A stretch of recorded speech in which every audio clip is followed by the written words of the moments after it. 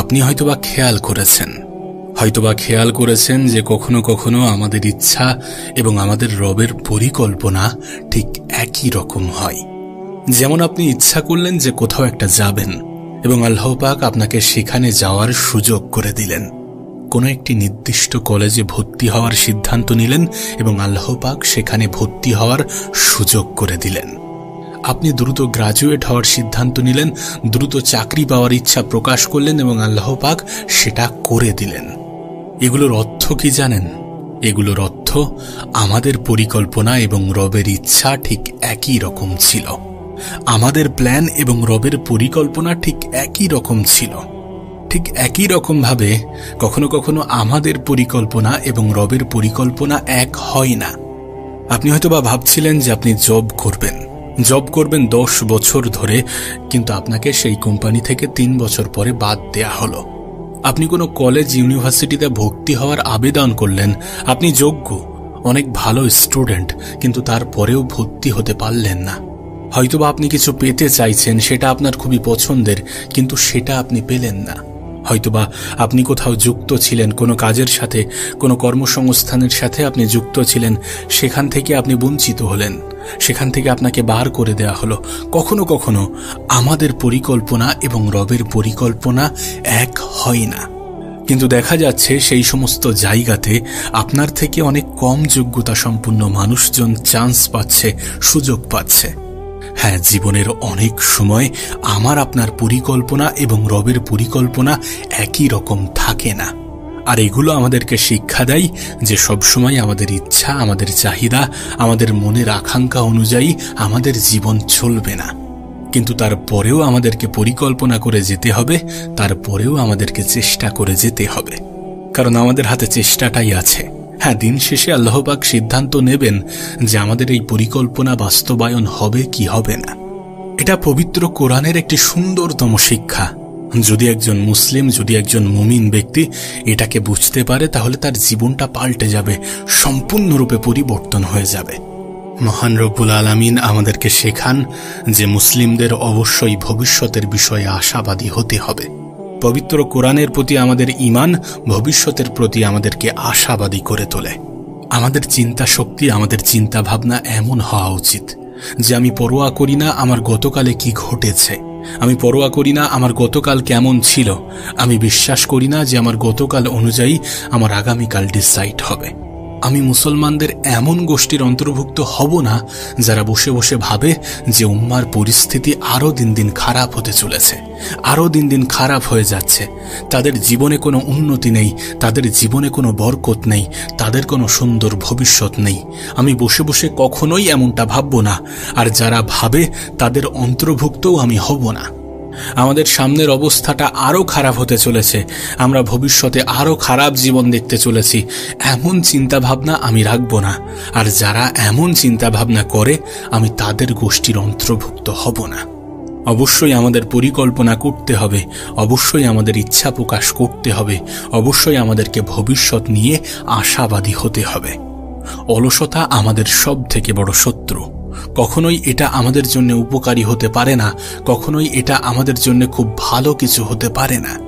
আমাদের তো এই আশাই বুক বাঁধার কথা যে আল্লাহ পাক আমাদের পরিস্থিতিকে উন্নত করবেন, আমাদের নিজেদের জন্য, চারপাশের মানুষের জন্য, মানবতার জন্য। অবশ্যই আমাদের বিশ্বাস থাকা উচিত, আমাদের বিশ্বাস রাখা উচিত যে আমাদের রব আমাদের পথ দেখাবেন, আমার রব আমার পথ দেখাবেন। সবাই চাকরি বাকরি চাই, ভালো অর্থনৈতিক অবস্থা চাই, জীবন সুন্দর চাই, পরিবারের শান্তি চাই, সুন্দরভাবে সুস্থভাবে বাঁচতে চাই, রোগ ব্যাধি থেকে দূরে থাকতে চাই। আমরা এগুলো সব কিছু চাই, কিন্তু জানেন সবথেকে মৌলিক জিনিস যেটা আমার আপনার প্রয়োজন, যেটা অক্সিজেনের চেয়েও বেশি মূল্যবান, তা হলো আল্লাহর হেদায়েত। একবার এটা পেয়ে গেলে সমস্ত কিছু ঠিক হয়ে যাবে। কিন্তু যদি আমরা হেদায়েত না পাই তাহলে আমাদের আসলে কিছুই নেই। পবিত্র কোরআনের আয়াত আমাদেরকে আশাবাদী করে তোলে যে আল্লাহ পাক আমাদেরকে পথ দেখাবেন। আমার রব কখনোই আমাকে ভুলে যাবেন না। যখন আমি ভবিষ্যৎ নিয়ে পরিকল্পনা করব তখন আমি তাকে অবশ্যই স্মরণ করব। আমরা ইনশাআল্লাহ বলার মাধ্যমে আমাদের রবকে স্মরণ করি। কোনো কিছুর পরিকল্পনা করার সময় আমরা যখন বলি যে ইনশাল্লাহ এটা হবে, এটা করব, এটা চেষ্টা করব, এটা করা যেতে পারে, এটা দেখা যেতে পারে, এটা করলে ভালো হয়, যখন আমরা এমন চিন্তা করি এবং তার সাথে ইনশাল্লাহ শব্দটা যুক্ত করি, তখন আমরা আমাদের রবকে স্মরণ করি। আর আমাদের রব আমাদেরকে বলেন যে তোমরা আমাকে স্মরণ করো, আমিও তোমাদেরকে স্মরণ করব। এখন আল্লাহ পাক আমাদেরকে হেদায়েতের গ্যারান্টি দিচ্ছেন। আমাদের বোঝার জন্য এখানে খুবই গুরুত্বপূর্ণ একটা বিষয় আছে, একটা ব্যাপার আছে। সারা বিশ্বের যে কোনো প্রান্তে আপনি যান না কেন, একটি প্রশ্ন বারবার রিপিট হয়। সবার মনে একই ধরনের প্রশ্ন যে ইসলামের এত বেশি দলমত রয়েছে, কোরআনের ব্যাখ্যায় এত বেশি ভিডিও পাওয়া যায়, কেউ এটা বিশ্বাস করে, কেউ ওটা বিশ্বাস করে। এই হুজুর অমুক ফতোয়া দেয়, ওই হুজুর অমুক ফতোয়া দেয়। আমি কি এই হুজুরকে মানব নাকি ওই হুজুরকে মানব? কেউ বলে এটা হালাল, কেউ বলে এটা হারাম। আমি কিছুই জানি না। সবকিছু কেমন জানি বিভ্রান্তির মধ্যে আছে। এত বেশি দলমত, আমি কিভাবে হেদায়েত পাব? আমি কিভাবে জানব যে আমি সঠিক বিষয়টাই অনুসরণ করছি? কিভাবে জানব? আমার পক্ষে তো এত বেশি তথ্য প্রসেস করা সম্ভব নয়। আর এটা সত্য, এটা বাস্তব যে আমরা এখন অতিরিক্ত তথ্যের যুগে বসবাস করছি। প্রতিনিয়ত এত বেশি মত এবং তথ্যের সাথে পরিচয় হচ্ছি, এমনকি ইসলামের ভিতরেও। আমরা একই এলাকার হওয়া সত্ত্বেও আমি যেভাবে ইসলাম শিখেছি বা আপনি যেভাবে ইসলাম শিখেছেন, হয়তোবা সেটা 8-10টা মানুষের থেকে আলাদা। যেসব শিক্ষক আপনি পেয়েছেন, যে পরিবেশে আপনি মানুষ হয়েছেন, যে স্কুলগুলো থেকে আপনি শিখেছেন, তা আপনার পাশের ব্যক্তির থেকে একেবারেই ভিন্ন। তাই কোনো মানুষ সহজেই বিভ্রান্ত হয়ে যেতে পারে। বিভ্রান্ত হয়ে যেতে পারে যে কিভাবে আমি বুঝব যে আমি সঠিক ইসলাম অনুসরণ করছি। কোরআনের আয়াতই আমাদেরকে প্রমাণ দেয়। আমি কারোর হেদায়েতের নিশ্চয়তা দিতে পারি না। ইউটিউব কারোর হেদায়েতের নিশ্চয়তা দিতে পারে না। গুগল কারোর হেদায়েতের নিশ্চয়তা দিতে পারে না। এবং কোনো মানুষও কারোর হেদায়েতের নিশ্চয়তা দিতে পারে না। এটা আমাদের আশা যে আমাদের আল্লাহ পাকই আমাদের হেদায়েতের নিশ্চয়তা দেবেন। হেদায়েত অন্য কোথাও থেকে আসতে পারে না।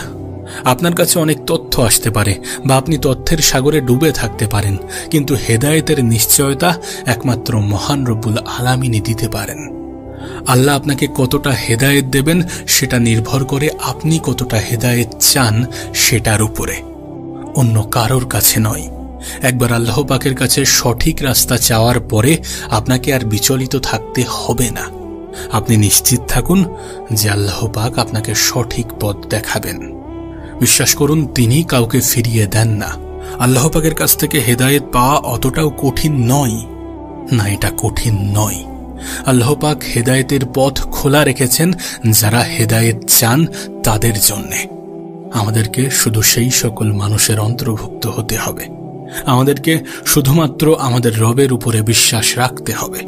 বিশ্বাস রাখতে হবে যে তাঁর পরিকল্পনা এবং আমাদের ইচ্ছা একই রকম নাও হতে পারে। বিশ্বাস রাখতে হবে যে তিনি আমাদের জন্য যেটা করেন বা যতটুকু করেন সেটা নিঃসন্দেহে আমাদের ভালোর জন্য করেন। বিশ্বাস রাখতে হবে যে পৃথিবীতে যখন আপনাকে সবাই ছেড়ে চলে যাবে, তখন আপনার রব আপনার সঙ্গ দেবেন। নিঃসন্দেহে যার কেউ নেই, তার এই পৃথিবীতে রব আছেন, আল্লাহ আছেন। আর নিঃসন্দেহে আমার আপনার জন্য তিনিই যথেষ্ট।